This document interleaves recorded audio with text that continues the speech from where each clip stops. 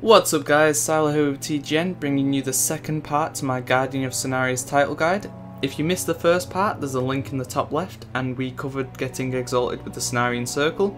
In this part we're going to cover the getting exalted with the Cenarion Expedition, and if you complete both parts you will get the title Guardian of Cenarius. And once you do get exalted with the Cenarion Expedition, you will also be able to purchase this awesome looking hippogryph mount. So even if you're just after the mount, this is still worth watching. Now the first method of getting rep is through unidentified plant parts. They do drop from like 99% of the mobs in Zangarmarsh, but the best way is killing the Naga, as you will get rep from the Naga all the way up to friendly, and every 10 unidentified plant parts you hand into Cenarion Refuge you will get 250 rep all the way to Honoured.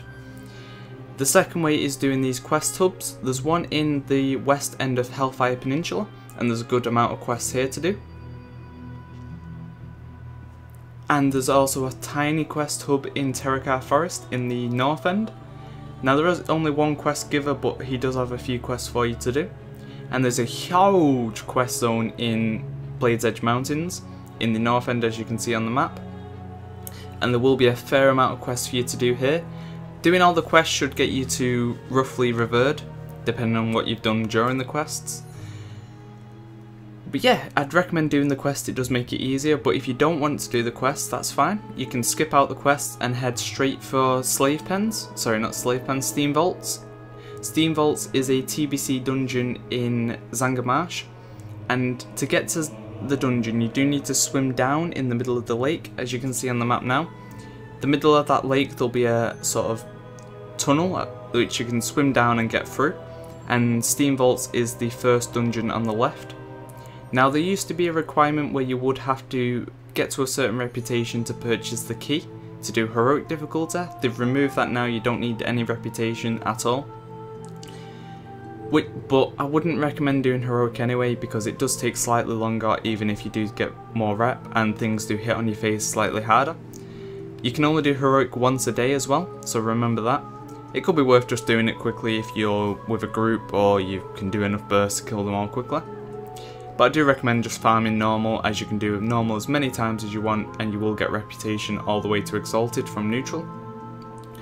The thing you want to watch out for in here is coil fang armaments. Now these are purchasable off the auction house, so if you're on a busy realm you could check your auction house for them. But yeah, the mobs in here do have a kind of high drop rate for them. I think it's around 25%. As you can see, I do get a fair amount from these.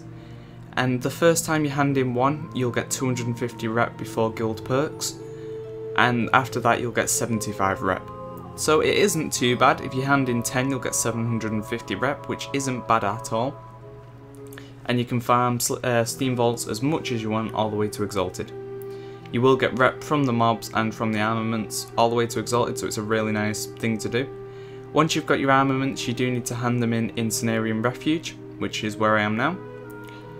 And as I said, the first time it will be a quest, and then after that it will be a repeatable handing quest, and that will get you all the way to exalted, so it's a really easy grind, shouldn't take you too long at all, and you'll get your awesome title, Guardian of Cenarius. So once you do finally get exalted, there will be a quartermaster, which I'll cover in a second, but there you go.